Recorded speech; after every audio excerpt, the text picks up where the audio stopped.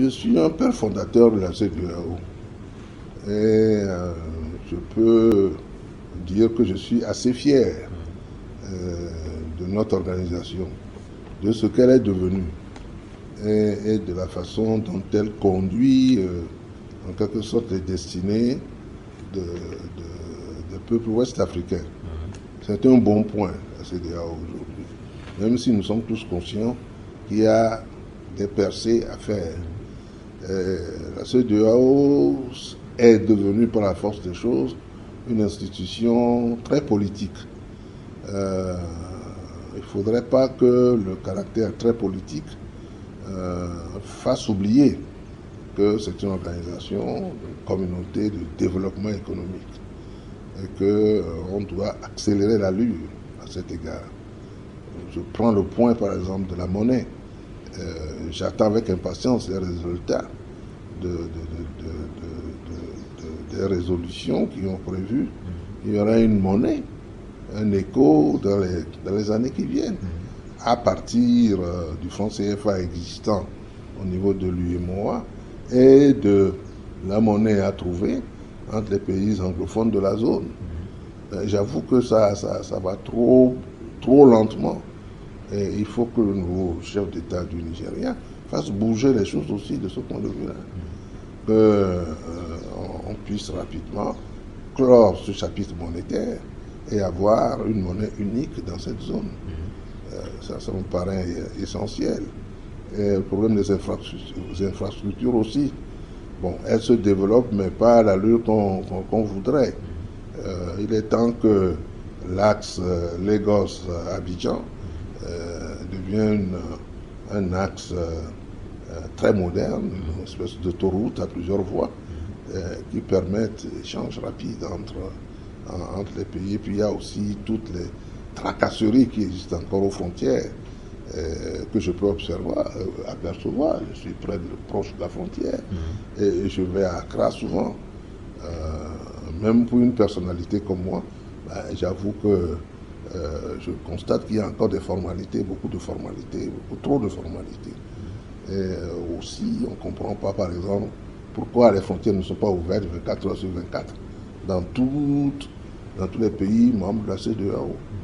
Le droit d'établissement doit être aussi tout à fait respecté.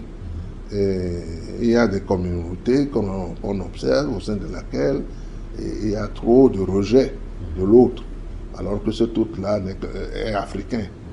Et ça, c'est totalement inadmissible.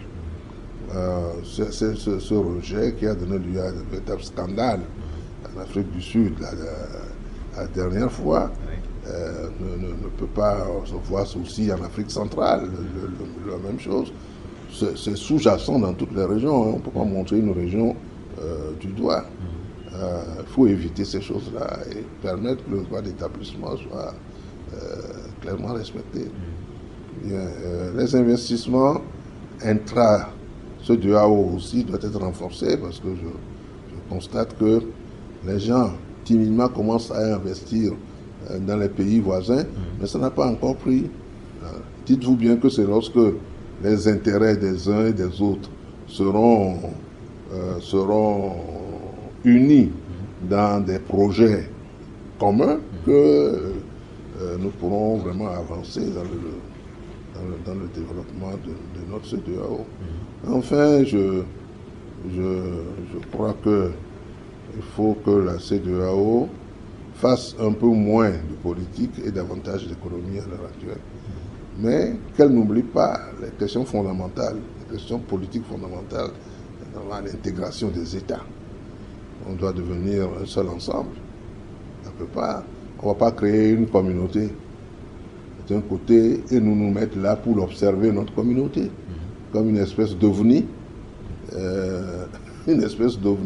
qu'on ne connaît pas. Non, la communauté doit venir nous englober, faire de nous une seule nation à la langue. Donc il y a tous ces problèmes-là à regarder. Il y a des étapes qu'on a posées, à savoir la constitution de la seconde monnaie. Elle ne voit pas encore le jour. Bon, il y a beaucoup de gens qui me disent en privé ou lorsqu'on parle de ça, me disent oui, c'est le Nigeria qui ne veut pas faire des efforts. Le Nigeria souhaite que les gens s'agglutinent autour du Naira. Ce n'est pas une politique non plus, ça. Les Nigérians doivent définir une autre attitude, une autre politique pour cela et essayer de se conformer avec ce que la CEDEAO a dit. Peu me chaud de savoir si je m'agglutine autour du Naira ou si je m'agglutine autour de l'euro.